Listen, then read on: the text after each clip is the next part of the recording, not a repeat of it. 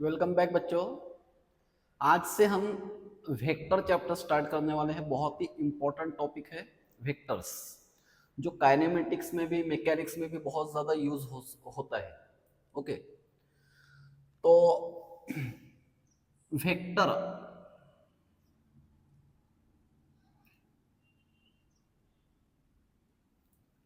और वेक्टर्स, इसमें पहले सबसे सबसे पहले समझते हैं कि स्केलर क्वांटिटीज क्या है, वेक्टर क्वांटिटीज क्या है। इसको थोड़ा सा डिटेल में एक बार समझ लेते हैं अच्छे से। स्केलर क्वांटिटीज, स्केलर किसको बोलना है? Scalar, scalar quantities means the quantities which require both magnitude and direction. Sorry, the quantity which require only magnitude for their measurement. जैसे for example length,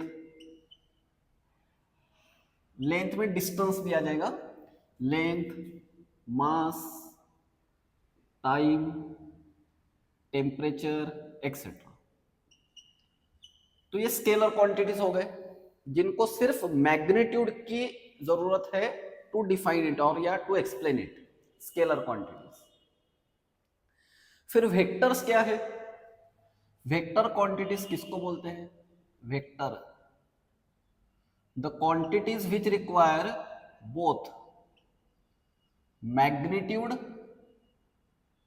and direction for their measurement.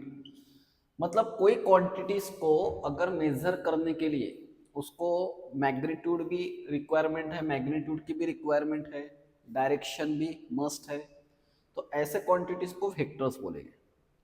लेकिन अब यहाँ पर एक थोड़ा सा एक पॉइंट है कि वेक्टर क्वांटिटीज में और एक कंडीशन सेटिस्फाई होना चाहिए। The quantity, the physical quantity which obeys laws of vector algebra,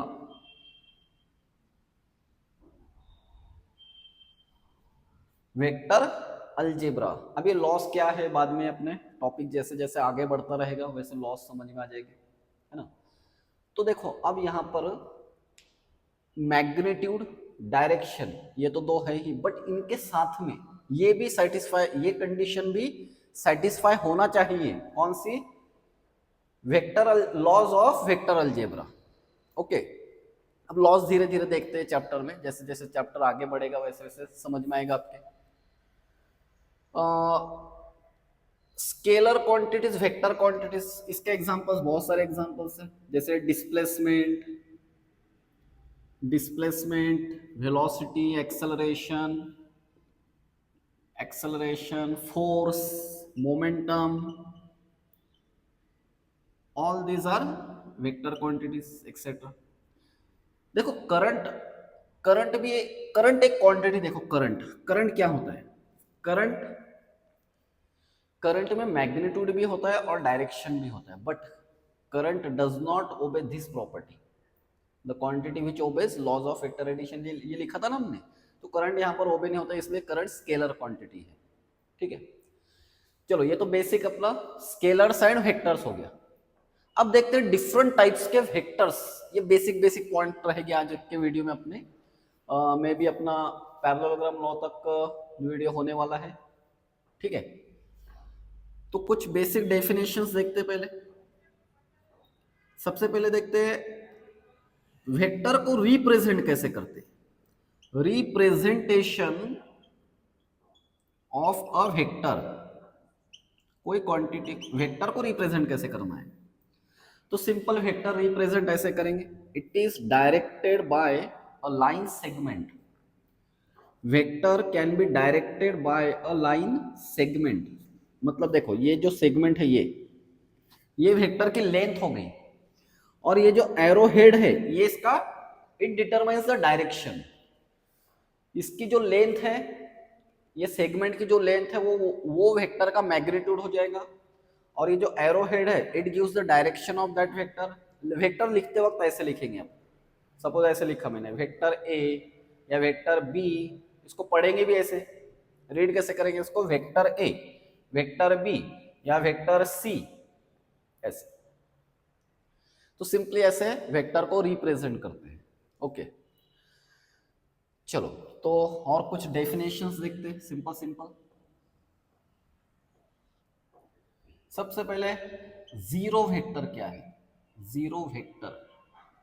अब इसका मैथमेटिकली इतना कुछ ज्यादा इंपॉर्टेंस नहीं है। जीरो वेक्टर का मतलब a vector whose magnitude is zero, magnitude इसका जीरो है तो इतना कुछ काम में आने वाला नहीं है वेक्टर ये।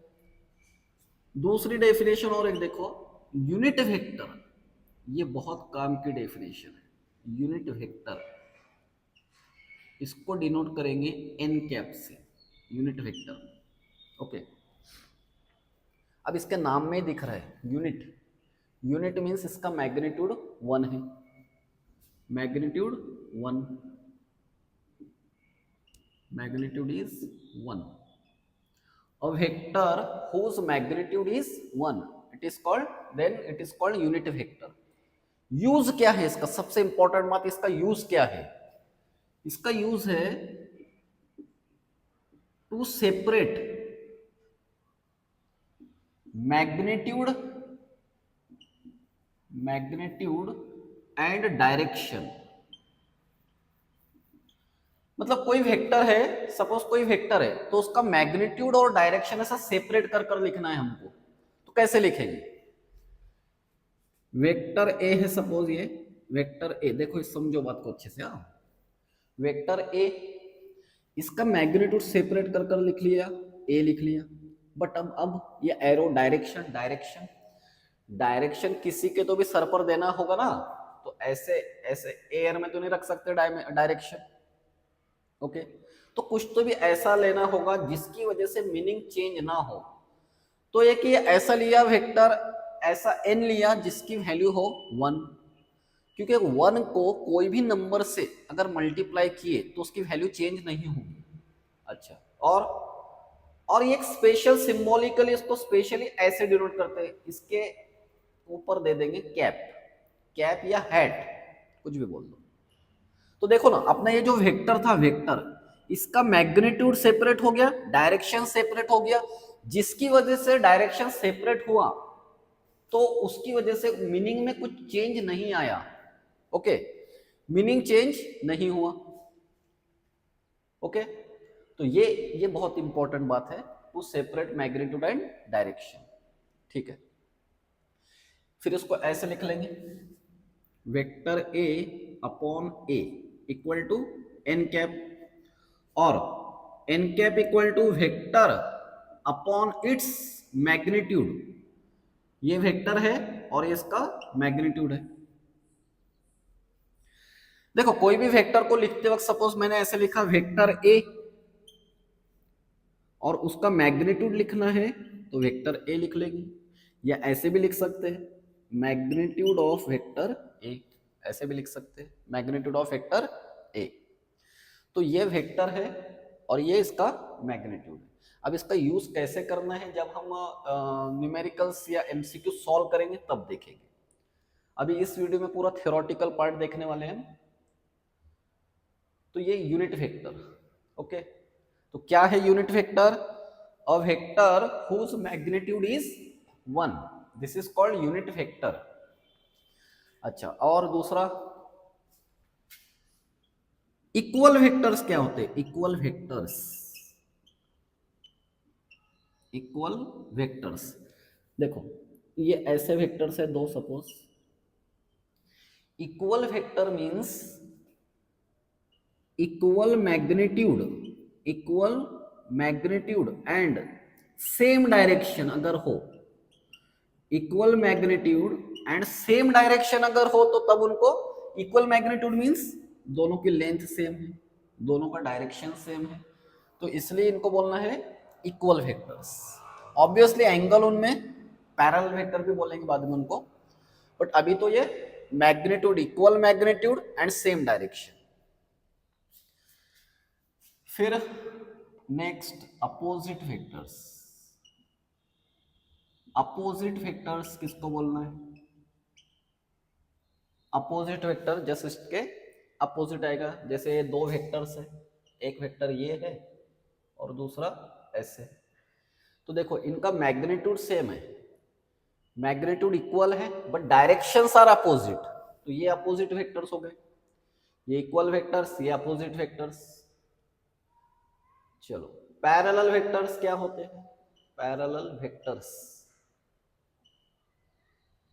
पैरेलल वेक्टर्स ऐसे हो गए, ये पैरेलल वेक्टर्स है, या फिर ये भी पैरेलल वेक्टर्स है, ऐसे दो, ये दो पैरेलल है, ये दो पैरेलल है।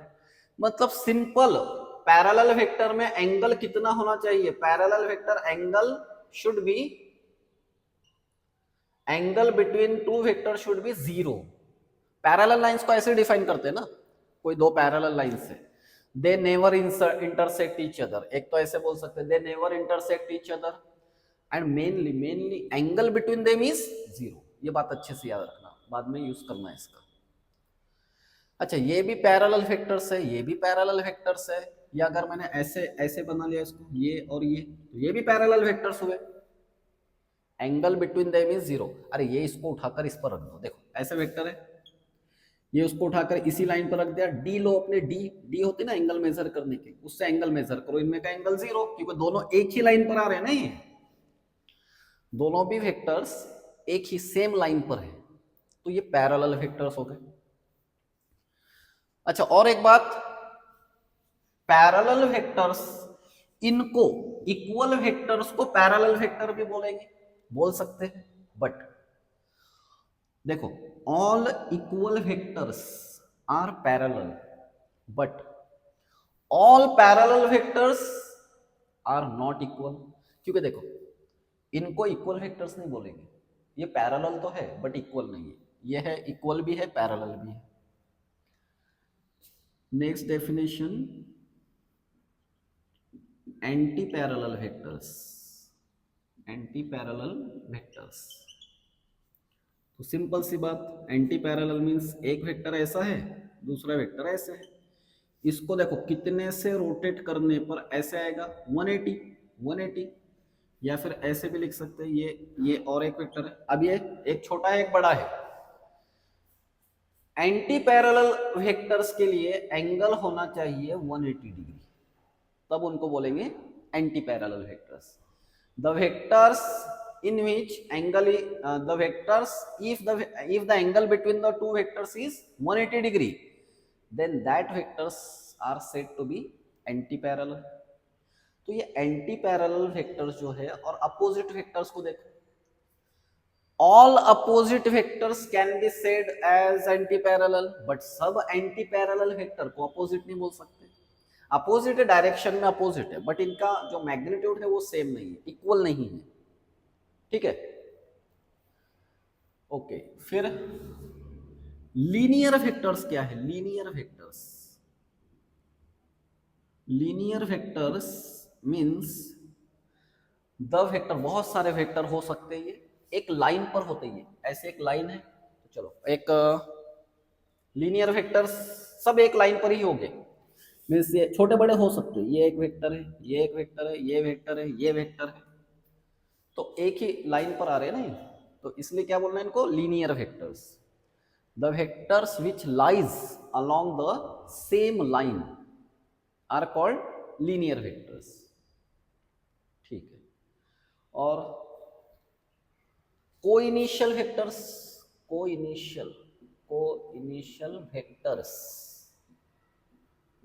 कोइनिशियल मतलब जिनका इनिशियल पॉइंट सेम हो, ऐसे ये देखो दोनों का स्टार्टिंग पॉइंट सेम है, ये ले लो एक वेक्टर ए और ये वेक्टर बी है, सपोज एंगल है इनमें कुछ तो भी थीटा, बट उनका स्टार्टिंग पॉइंट देखो, इनिशियल पॉइंट या स्टार्टिंग पॉइंट सेम है, इसलिए इनको क्या बोलना है? को इनिशियल वेक्टर्स, ओके। फिर coplanar, coplanar vectors,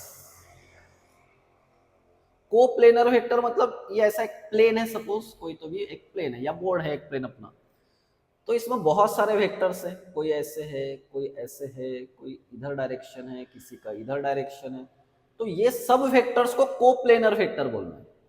coplanar means the vectors which lies in the same plane, the vector which lie in the same plane, that vectors are called coplanar vectors।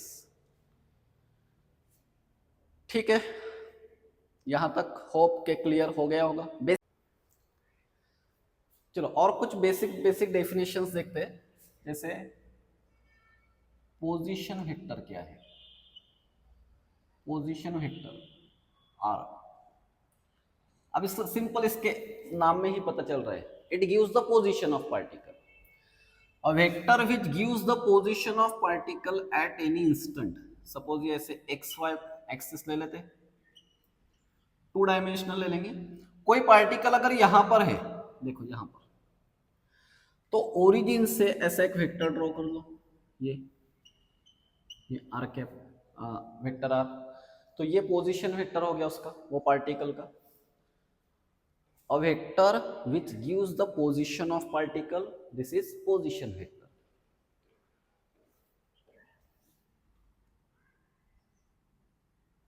तो resultant vector क्या होता है? ये पहले ये एक और डेफिनेशन देख लेते हैं।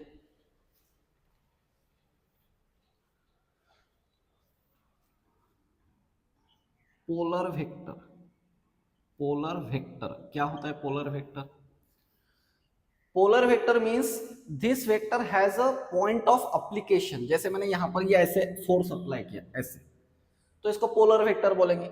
It has point of application. Axial vector क्या होगा? Axial vector, axial vector means this acts along the axis.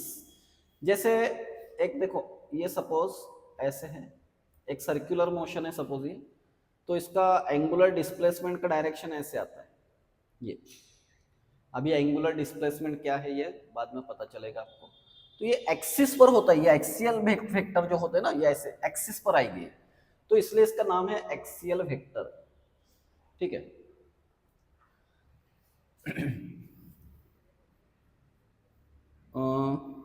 Orthogonal, orthogonal unit vectors, orthogonal unit vectors. अब ये बहुत काम के यूनिट वेक्टर्स है, पूरे चैप्टर में क्वेश्चंस मैक्सिमम ऐसे यूनिट वेक्टर्स लेकर सॉल्व करने हैं।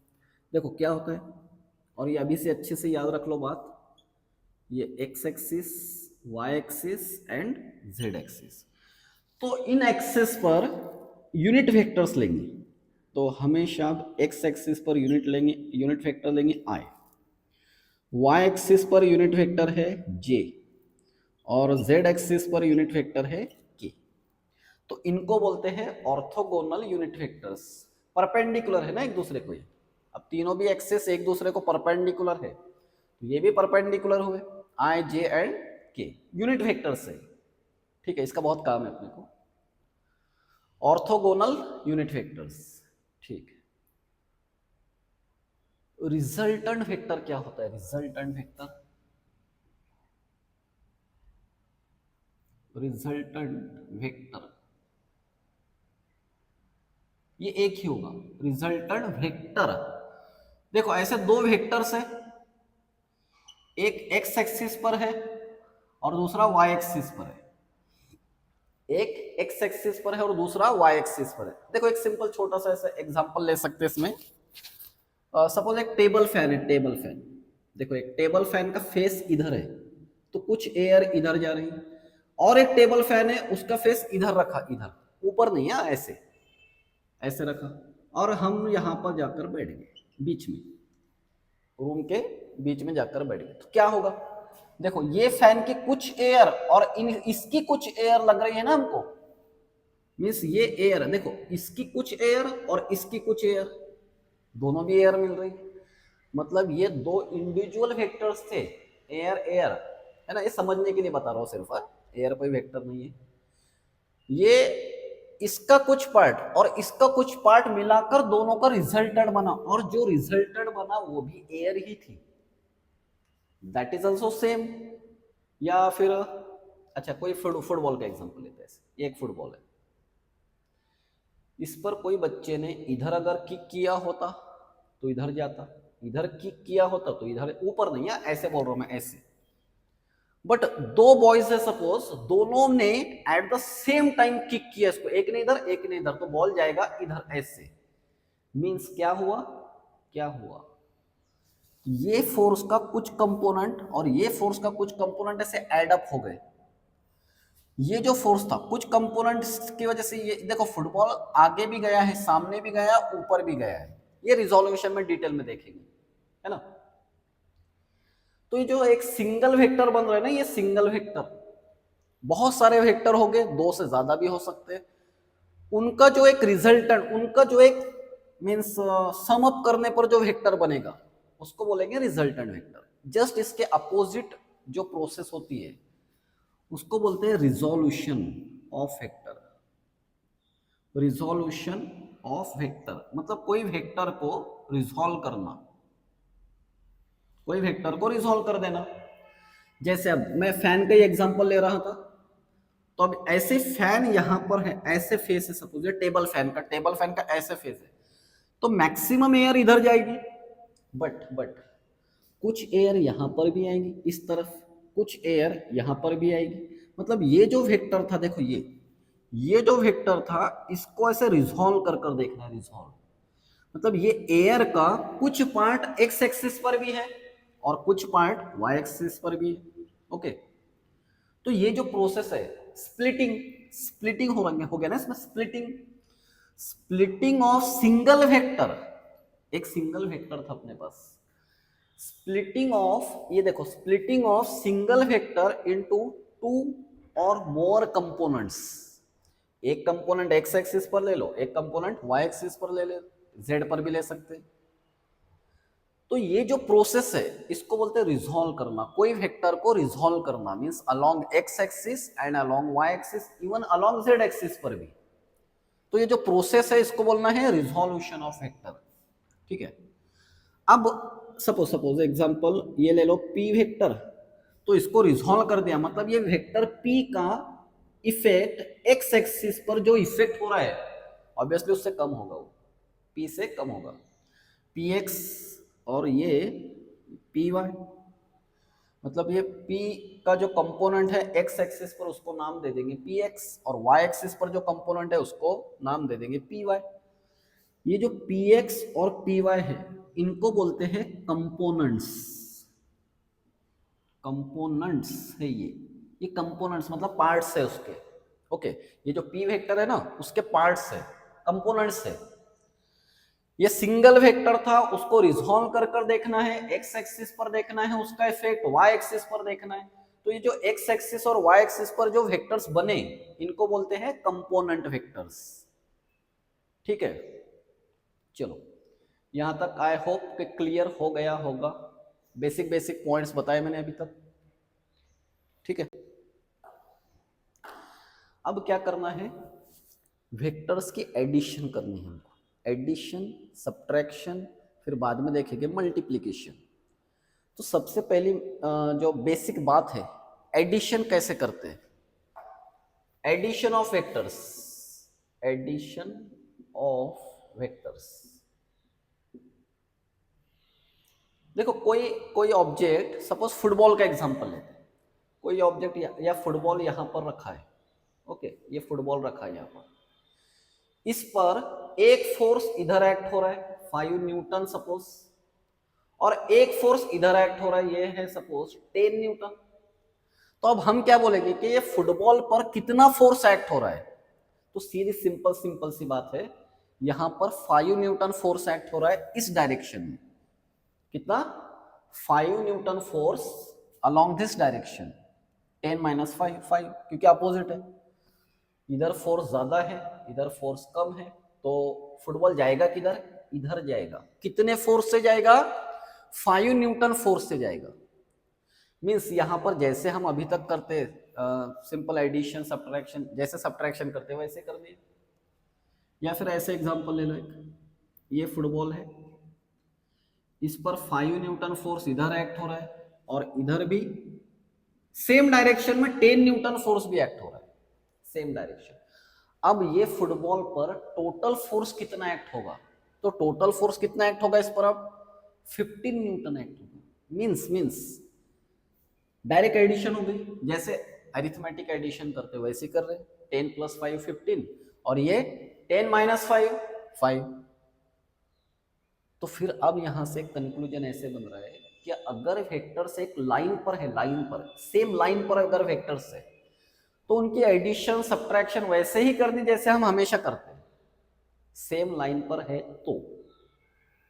अच्छा, अब देखो और एक केस, ये फुटबॉल, इस पर 5 न्यूटन फोर्स सपोज इधर लगा और 10 न्यूटन, चलो 10 वैल्यू ले लेते हैं, ये 10 न्यूटन लगा, फुटबॉल जाएगा किधर, अब 5 न्यूटन तो इधर, अब 10 + 5 नहीं कर सकते इसको, या 10 - 5 नहीं कर सकते। अब यहां पर लॉज यूज करने होंगे, laws of vector addition and subtraction में देखेंगे उसके साथ साथ में ही। तो क्या करना है यहाँ पर एक्चुअली देखो, बाद में हम बोलेंगे कि ये फुटबॉल इधर जाएगा, बीच में नहीं जाएगा, क्योंकि 10 न्यूटन इधर है ना, तो थोड़ा इधर जाएगा, वो ज्यादा फोर्स इधर है। हाँ, अगर ये दोनों भी 10 होते, 10 न्यूटन होते, तो फिर एग्जैक्टली बीच में जाता, ऐसे सेंटर में जाता फुटबॉल। लेकिन अगर ये 10 न्यूटन है और ये 5 न्यूटन अगर फोर्स है, तो ऑब्वियसली सीधी सी बात है, कॉमन सेंस की बात है कि फुटबॉल ऐसे बीच में तो जाएगा, लेकिन इसके ज्यादा पास में होगा, ऐसे जाएगा ऐसे।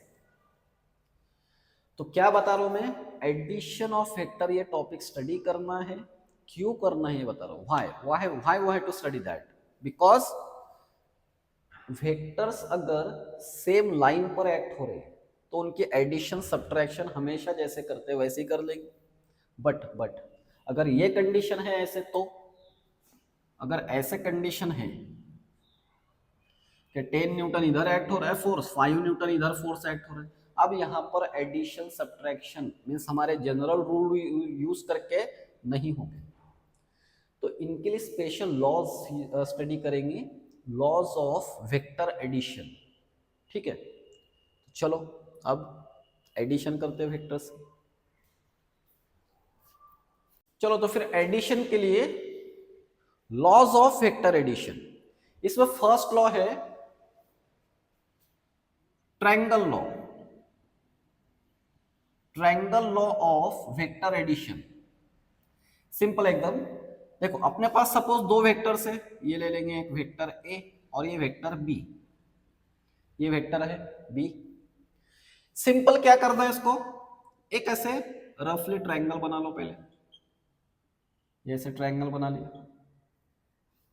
ओके, अब वेक्टर ए को यहां पर रख दो, ये साइड पर रख दो ऐसे, वेक्टर ए, ये है अपना वेक्टर ए, ये रिप्रेजेंट करते हैं इसको, रिप्रेजेंट, तो आप बोलोगे कि ये छोटा था ये बड़ा हो गया, ये वेक्टर को ये साइड से रिप्रेजेंट किया, और दूसरा वेक्टर ये यहां पर लिया ऐसे, ये बी वेक्टर। और अरेंज कैसे करना है इनको, अरेंज साइक्लिक ऑर्डर, देखो ऐसे साइक्लिक ऑर्डर मींस क्या, देखो ये वेक्टर की ये टेल है और ये टिप है, तो ऐसे अरेंज करना है, टेल टेल टिप, ऐसे अरेंज, साइक्लिक ऑर्डर में अरेंज करना है।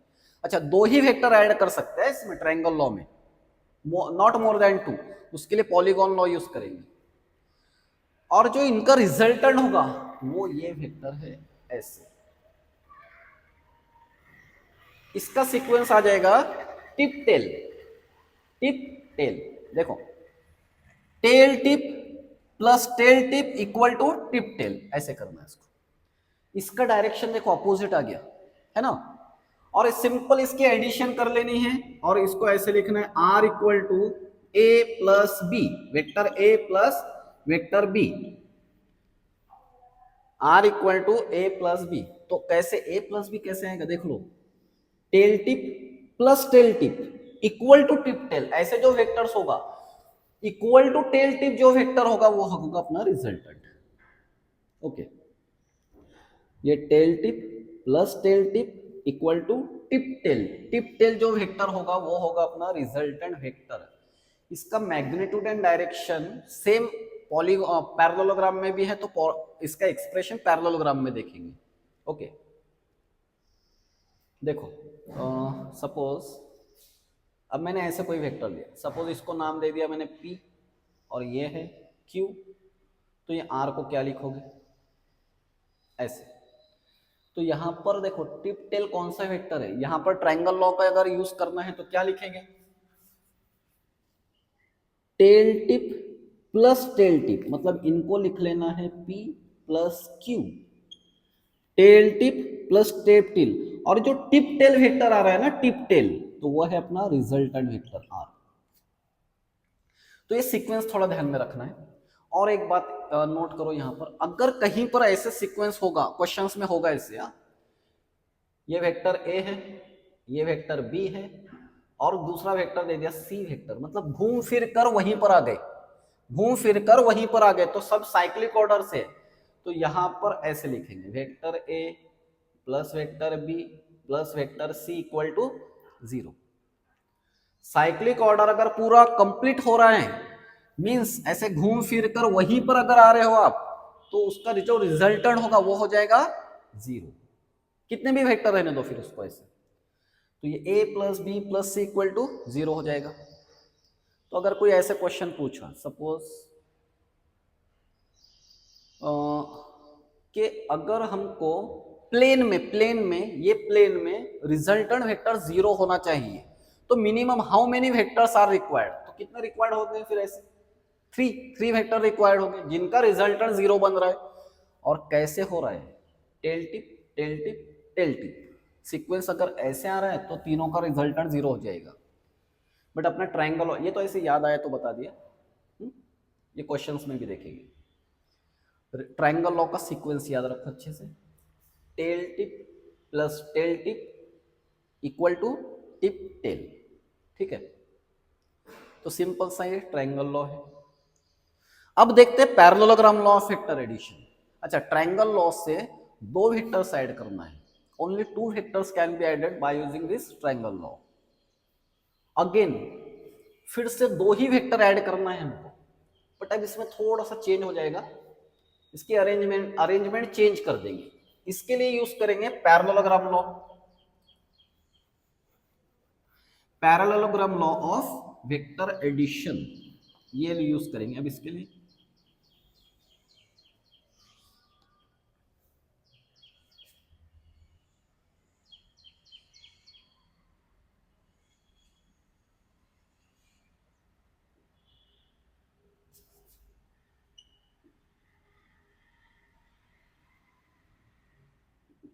एडिशन, तो देखो सिंपल क्या करना है, एक पैरेललोग्राम लेना है, ऐसे पैरेललोग्राम कंसीडर कर दिया। अब पैरेललोग्राम यहाँ पर कुछ भी हो सकता है, वो स्क्वायर भी हो सकता है, रेक्टेंगल भी हो सकता है, या ऐसे पैरेललोपाइप भी हो सकता है ना, ये पैरेललोग्राम है। तो एक वेक्टर लिया यहाँ पर वेक्टर A, और यहाँ पर रख दिया इस पर along the sides, means vector A is represented along the side of parallelogram, this side. Second vector यहां पर रखना है, यहां पर ले लिया vector B, and angle between that 2 vectors is theta. अब ये बात अभी से फिक्स कर लो, क्या वेक्टर A और वेक्टर B में एंगल कितना लिया हमने, थीटा, या उसको थीटा नाम दे दिया, थीटा सिंबल दे दिया। Okay, angle between vector A and vector B is theta.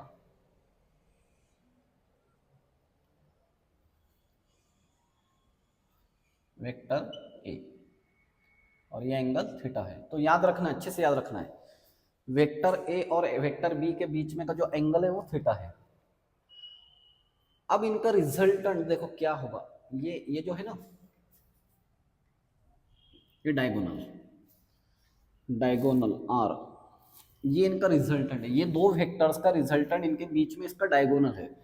अब फिर से एक बार नोटेशन और ख्याल में रखो, ये जो एंगल बना मींस कौन सा, resultant, the angle which resultant makes with the smaller vector. ये अभी से याद रख लो कि यहां पर स्मॉलर वेक्टर लेंगे हमेशा।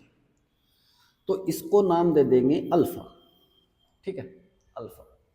और यहाँ पर सपोज कुछ लेबलिंग कर लेते, ओ पी बोल देंगे, ओ क्यू, ठीक है, आर, कुछ भी लेबलिंग कर दो, कुछ फर्क नहीं पड़ता। Notation fix, theta is the angle between two vectors, alpha is the angle between resultant vector and smaller vector. जो स्मॉल वेक्टर होगा उसको यहां पर कंसिडर करना है हमेशा। तो रिजल्टेंट और स्मॉलर वेक्टर में का एंगल अल्फा लेना है यहां पर, ठीक है। चलो, तो अब इसका अगर स्टेटमेंट लिखना तो नहीं है हमको कहीं पर जाकर, है ना, 11 का टॉपिक है, नीट में तो लिखना नहीं है कुछ, तो क्या क्या बोलेंगे फिर, इफ टू वेक्टर्स, अगेन दो ही वेक्टर्स ऐड कर सकते हैं, if two vectors are represented in magnitude and direction by the two adjacent side of parallelogram। देखो यहां पर क्या हुआ, adjacent side, adjacent triangle law में क्या था, मींस कंटिन्यूस साइड पर ले रहे, साइक्लिक ऑर्डर से ले रहे थे ना वहां पर, यहां पर क्या हुआ, एडजेसेंट साइड से रिप्रेजेंट करना है इनको वेक्टर्स को, ठीक है। तो अब यहां पर वेक्टर आर है, तो एक सिंपल थोड़ा कंस्ट्रक्शन कर लेते हैं, यहां से एक परपेंडिकुलर ड्रॉ कर लेंगे ऐसा, ये ऐसे परपेंडिकुलर ड्रॉ कर लिया मैंने, और ये जो है इसको थोड़ा एक्सटेंड कर देते हैं, पी क्यू आर एस बोल देंगे सपोज, एस, ठीक है, पी क्यू आर एस। देखो अब देखो, हाँ ये एंगल थीटा है, तो ये एंगल भी तो थीटा ही है, ये पैरेलल लाइंस है ना, ऐसे ऐसे पैरेलल लाइंस है, तो ये एंगल थीटा है, तो ये भी एंगल थीटा है। देखो वही सेम सिचुएशन है, ये थीटा और ये थीटा। तो सब अब यहां पर दो राइट एंगल ट्रायंगल बन गए, राइट एंगल ट्रायंगल दो बन गए। अब यहां पर क्या, कौन कौन से, देखो आर का मैग्नीट्यूड फाइंड आउट करना था हमको, तो वो ये ट्रायंगल में O S R, O S R, ये ट्रायंगल में देख लेते, in triangle O S R, O S R square of hypotenuse मतलब O R square, O R square equal to square of Pythagoras से लगा देना है, equal to O S square plus R S square या S R square. अब O are को जो है, ओ आर जो है वो अपना रिजल्टेंट है, मैग्नीट्यूड फाइंड आउट करना है हमको, इसलिए इसको लिख लेंगे आर, ओ आर के लिए लिखा मैंने आर, ये आर वेक्टर है। ओ एस का देखो क्या लिख रहा हूं मैं, ओ एस के लिए, ओ एस के लिए OP plus P S, OP plus P S, OP plus P S, और ये S R square, S R square, ठीक है। ए प्लस बी होल स्क्वायर का फार्मूला यूज कर लेंगे यहां पर, देखो बाद में फार्मूला ही यूज करना है इसमें, जो लास्ट में फार्मूला बनेगा वही फार्मूला यूज करना है। एक बार देख लेते हैं कैसे बनता है। तो A plus B whole square mean square of first term plus square of plus 2 times first term into second term plus square of second term, मतलब ये इसका टर्म इसका square plus S R square, ठीक है। अब ये दो, ये जो टर्म्स है इनको देखो, देखो पी एस स्क्वायर है और ये एस आर स्क्वायर है, तो इसको हम ऐसे पी आर स्क्वायर लिख सकते हैं, इसको दोनों को मिलाकर पी आर स्क्वायर लिख सकते हैं। ये राइट एंगल ट्रायंगल बना फिर से, तो R square equal to OP square plus twice OP into P S plus plus P R square, P R square, ठीक है, P S square plus R square, तो इसको लिख लेंगे पी आर स्क्वायर। फिर R square equal to next OP,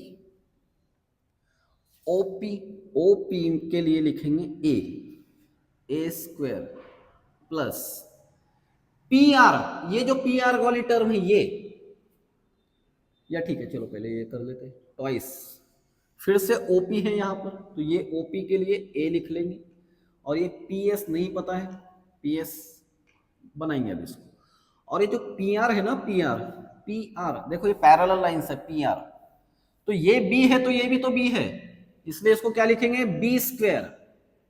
ठीक है, अब यहां पर पी एस की वैल्यू बना लेंगे। ये ट्रायंगल में, ये जो स्मॉल छोटा ट्रायंगल है ना, राइट एंगल ट्रायंगल, इसमें in triangle P S R, ये right angle triangle P S R, तो यहां पर साइन थीटा और कॉस थीटा दोनों लेकर रख लेंगे। Sine theta equal to opposite side है आर एस, अपोजिट साइड देखो ये अपोजिट साइड आर एस है, अपॉन हाइपोटेनियस पी आर है इसका, पी आर मीन्स बी। देखो ये बी है तो ये भी बी है, तो इसको डायरेक्ट लिख लेते हैं बी, या फिर बी को इधर ले लो, B sine theta equal to R S. तो ये अगर कहीं पर आर एस आया बाद में आने वाला है तो उसके लिए बी साइन थीटा पुटअप कर लेंगे। फिर इसी ट्रायंगल में अगर कॉस थीटा लिया तो cos theta equal two adjacent side P S upon hypotenuse, again क्या है इसका बी। एडजेसेंट साइड क्या है इसकी, ये एंगल की पी एस, और हाइपोटेनस ये देखो बी है तो ये भी बी हो गया ना, ये बी हो पी एस, तो B cos theta equal to P S. तो ये अब हमारे पास पी एस की वैल्यू हो गई, इसको इधर साइड में कर लेते हैं ऐसे। तो R square equal to A square plus twice A P S की वैल्यू देखो क्या बनी, बी कॉस थीटा, और ये बी स्क्वेयर ऑलरेडी है यहाँ पर, या इसको बी स्क्वेयर को ऐसे पहले लिख लेते हैं, R square equal to A square plus B square plus twice A B cos theta. अच्छा, अब इसका स्क्वायर रूट लेंगे, तो बहुत से बच्चे मिस्टेक करते हैं यहाँ पर, कुछ ऐसे लिख लेंगे इसको, आर इक्वल टू इसका रूट आर, इसका रूट ए प्लस इसका रूट बी प्लस ये रूट में ले लिया फिर twice A B cos theta, तो ये रॉन्ग है, ऐसे नहीं लिखना है इसको। ठीक है, ऐसे नहीं लिखना है। तो फिर क्या करेंगे, हाँ अब ये कब होता, अगर ऐसे कुछ होता आर इक्वल टू, अगर ऐसे होता सपोज कुछ A square B square twice A B cos theta, तब लिख सकते थे उसको, क्योंकि मल्टीप्लीकेशन में है ना यहाँ पर, ये वो मल्टीप्लीकेशन में, तो ये ऐसे आर स्क्वायर का रूट आर ले लेते, ए का ए स्क्वायर का ए बी, और ये रूट में लेते, तब लिखते हैं ऐसे। बहुत सारे बच्चे मिस्टेक करते हैं यहाँ पर, मीन्स थोड़ी सिली टाइप मिस्टेक है वो, पता तो होता है सबको ऐसे। ठीक है, तो ऐसे नहीं करना है, तो यहां पर क्या करना है फिर, R equal to root of A square plus B square plus twice A B cos theta. तो ये बन गया हमारा रिजल्टेंट वेक्टर का magnitude, very important, R equal to A square plus B square plus twice A B cos theta. चलो अब इसका direction बनाएंगे, डायरेक्शन। अबे डायरेक्शन क्या चीज है बताते हैं अभी। ये तो यहां पर क्या फाइंड आउट किया, to find magnitude of resultant vector, to find magnitude of resultant vector बताया यहां पर। अब ये कहां पर है, डायरेक्शन मतलब ये अल्फा, मतलब ये यहां से कितने एंगल पर ये वेक्टर बना हमारा, वो उसका डायरेक्शन हो गया। तो डायरेक्शन बना लेंगे, to find direction of vector R, vector R का डायरेक्शन फाइंड आउट करेंगे। देखो अब डायरेक्शन के लिए याद रखो हमेशा, जब भी डायरेक्शन वर्ड यूज आएगा हम वहां पर tan थीटा ले लेंगे, tan थीटा, ये ट्रायंगल में tan थीटा ले लेंगे। ओके, अच्छा तो ये जो बड़ा ट्रायंगल है ना, इन ट्रायंगल देखो, in triangle O S R, ये ट्रायंगल में tan थीटा लेना है। tan थीटा मीन्स यहाँ पर अल्फा है, अल्फा नोटेशन यूज किया था ना हमने, अल्फा। ठीक है, tan alpha equal to opposite side, opposite side कौन सी है इसकी, आर एस अपॉन, देखो अपोजिट साइड आर एस है ना, upon adjacent side, adjacent side कौन सी है, ओ एस,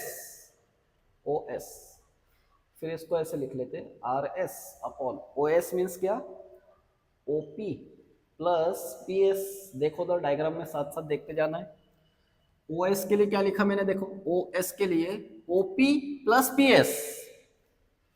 अच्छा आर एस की वैल्यू तो ऑलरेडी मैंने बोला था ना, बना लिए थे हमने यहाँ पर, B sine theta, B sine theta upon OP, OP के लिए लिख लो A plus P S, P S देखो क्या है, पी एस के लिए क्या लिखना है, बी कॉस थीटा।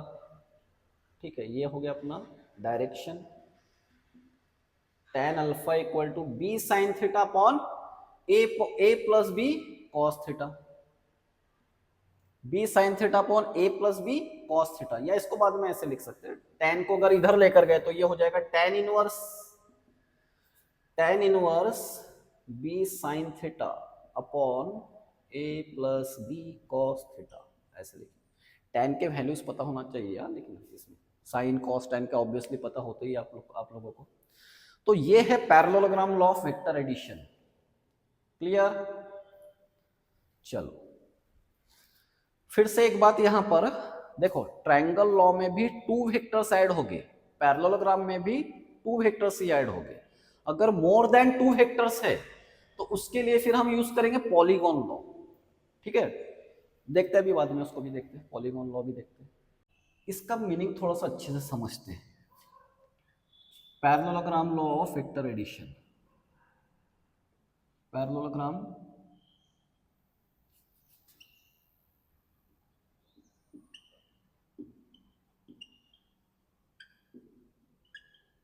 देखो क्या था इसका मीनिंग, एक वेक्टर हमारे पास ये है वेक्टर ए और ये वेक्टर बी, ठीक है। तो इनका रिजल्टेंट, हाँ angle between them is theta, तो इनका रिजल्टेंट ऐसे पैरेललोग्राम कंसीडर कर लेना है, बहुत जगह यूज करने वाले सिलेबस में हम ये। और ये जो रिजल्टेंट है, ये जो वेक्टर है डायगोनल इसका, ये इनका पैरेललोग्राम अपना रिजल्टेंट है, and it makes an angle alpha with the smaller vector से बनाया। तो ये आर का मैग्नीट्यूड कितना था, इतना है। चलो मैं यहां पर लिख लेता हूं, आर का मैग्नीट्यूड है R equal to root of A square plus B square plus twice A B cos theta, ठीक है। और डायरेक्शन था इसका tan alpha equal to B sine theta upon A plus B cos theta. बस ये दो फार्मूले अच्छे से याद रखने हैं, ठीक है। जो एक्सप्रेशन देखा भी हमने तो वहां पर ये दोनों भी फार्मूले बन गए थे, तो ये दो फार्मूले बहुत बहुत अच्छे से याद रखना है। अब इसका क्या मीनिंग क्या है देखते, चलो एक वेक्टर लिया मैंने, कोई फुटबॉल है सपोज यहाँ पर रखा हुआ फुटबॉल है, उस पर इधर 6 न्यूटन फोर्स अप्लाई हुआ और इधर फोर्स अप्लाई हुआ, सपोज इसको ले लेते हैं पहले, ऐसे एक सिंपल सा प्रॉब्लम लेते हैं, पहले सिंपल सा क्वेश्चन ले लेंगे। ये फुटबॉल है यहाँ पर, तो 6 न्यूटन फोर्स इधर अप्लाई किया, कोई बच्चे ने 6 न्यूटन फोर्स से इसको इधर किक किया, और दूसरा जो बॉय है, दूसरा जो बच्चा है, उसने इसको 8 न्यूटन फोर्स से इधर किक किया। तो रिजल्टेंट कितना लगा इस पर, रिजल्टेंट फोर्स कितना लगा ये देखेंगे, रिजल्टेंट फोर्स कितना लगेगा। चलो इसको ए बोलेंगे, ए ये है अपना वेक्टर ए और इसको बोल देते हैं बी। तो ऑब्वियसली फुटबॉल इधर जाने वाला है, इधर अभी पता नहीं हमको कहां पर है, तो ओके कितने एंगल पर है वो नहीं पता, उसका मैग्नीट्यूड फाइंड आउट कर लेंगे इस फार्मूले से। कैसे, R equal to root of 6 square plus 8 square plus twice A B twice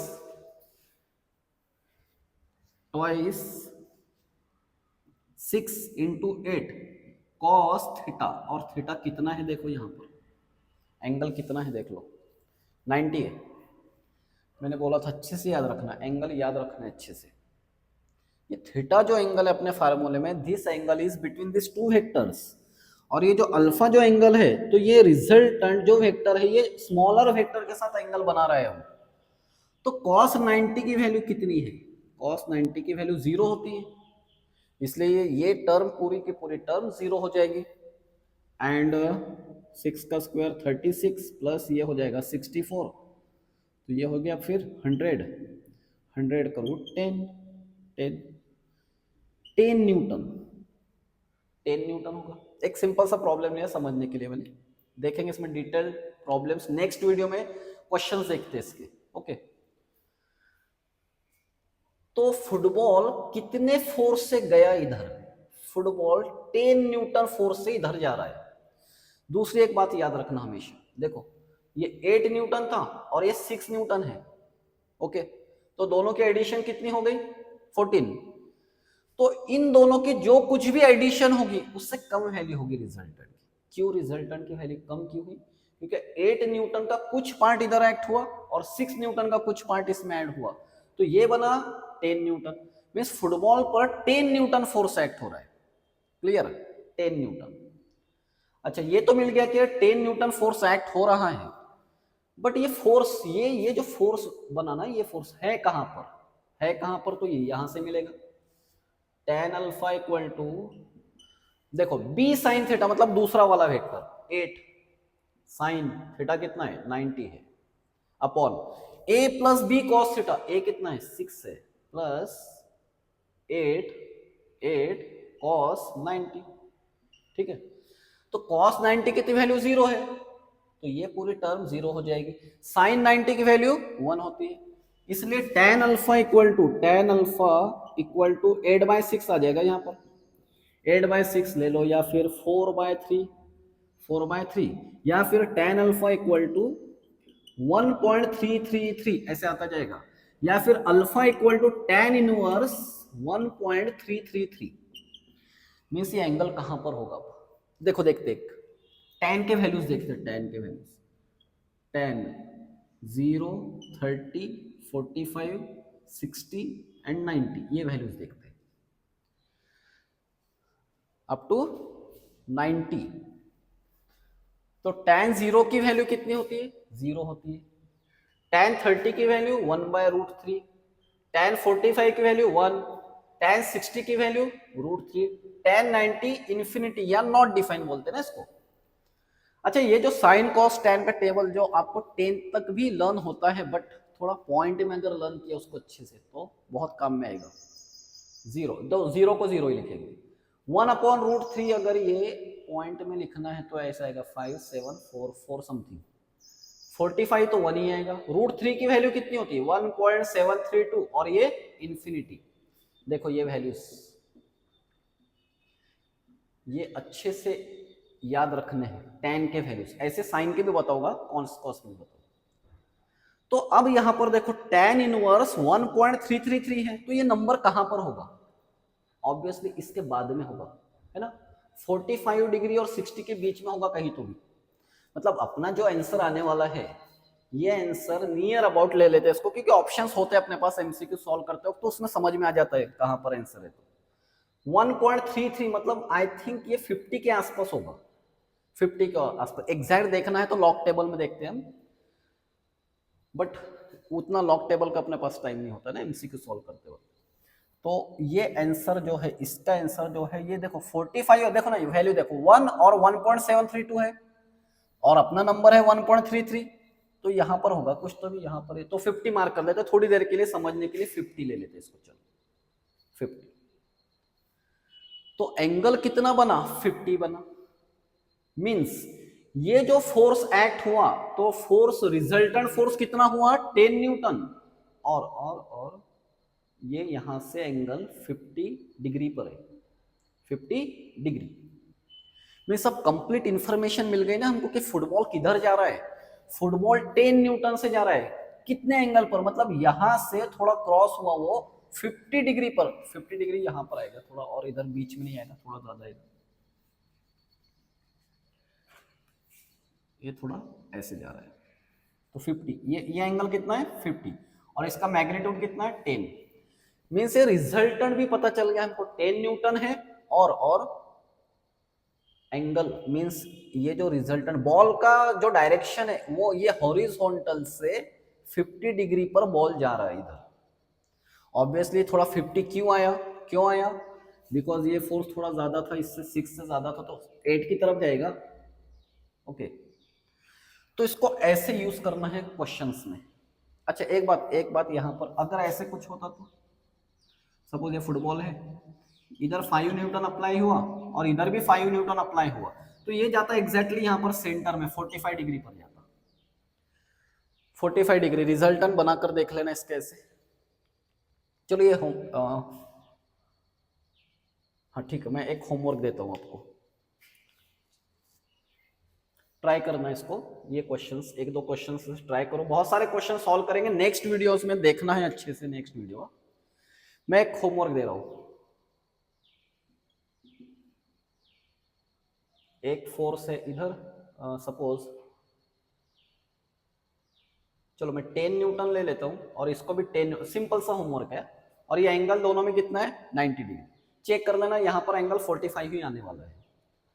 चलो और दूसरा लेते एक क्वेश्चन, ये वेक्टर ए है और ये वेक्टर बी ले लेते हैं, ये फर्स्ट होमवर्क। तो यहाँ पर रिजल्टेंट वेक्टर का मैग्नीट्यूड और डायरेक्शन दोनों भी फाइंड आउट कर लेना, और यहाँ पर ले लेंगे 60 डिग्री एंगल, 60 डिग्री पर दोनों का रिजल्टेंट ऐसे बीच में आएगा, है ना। ये थीटा की वैल्यू है अपने, ये जो फार्मूला है ना अपने ये वाले, तो उनमें थीटा की वैल्यू ये है, यहाँ पर थीटा की वैल्यू कितनी है 90 डिग्री। तो बहुत सिंपल क्वेश्चन है एक्चुअली, तो भी ट्राई कर देख लेना है। तो ये पैरेललोग्राम का ऐसा यूज करना है हमको क्वेश्चन सॉल्व करते वक्त। फिर से एक बार सुन लो, theta is the angle between vector A and vector B.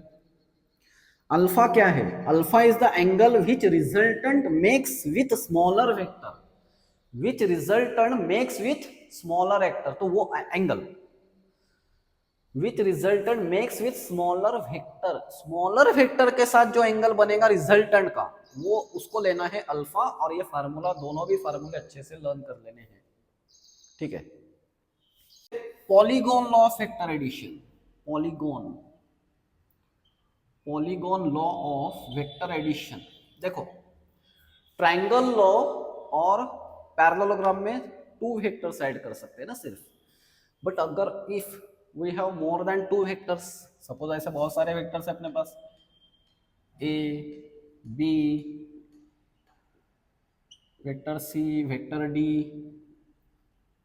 ऐसे और ले लो कुछ वेक्टर ई, ऐसे वेक्टर है, तो इतने वेक्टर्स को अगर ऐड करना है तो एक्चुअली देखो पॉलीगॉन लॉ ट्रायंगल लॉ का ही थोड़ा एक्सटेंशन बोल सकते हो उसको। तो क्या करना है, 3 2 5, तो एक ऐसे इनकम्प्लीट पॉलीगॉन ले लेंगे, तो मैं ले रहा हूं यहां पर हेक्सागोन, बिकॉज वेक्टर है अपने पास 5। इनकम्प्लीट पॉलीगॉन लेना है, इनकम्प्लीट पॉलीगॉन मीन्स उसकी एक साइड अभी छोड़ दो अभी के लिए। तो क्या करना है, फर्स्ट वेक्टर उठाकर यहां रख दो वेक्टर ए, दूसरा वेक्टर यहां रख दो vector B, third vector vector C, fourth vector ले लो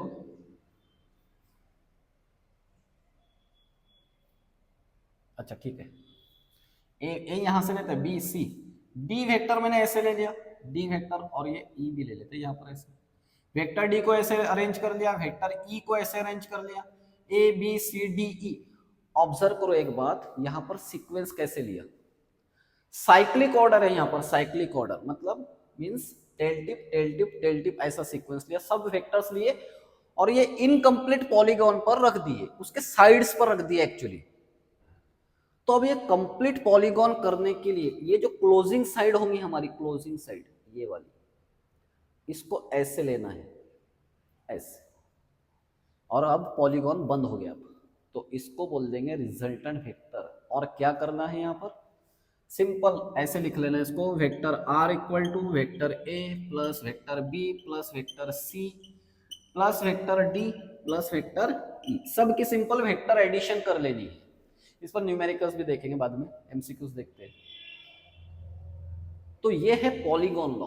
अभी जस्ट मैंने एक बात बोली थी कि polygon law is extension of triangle law. कैसे, देखो दो वेक्टर लेकर देखते हैं, ए और बी लिया तो इनका रिजल्टेंट बना, देखो ना टेल टिप तो टिप टेल, तो इनका रिजल्टेंट बना ए प्लस बी,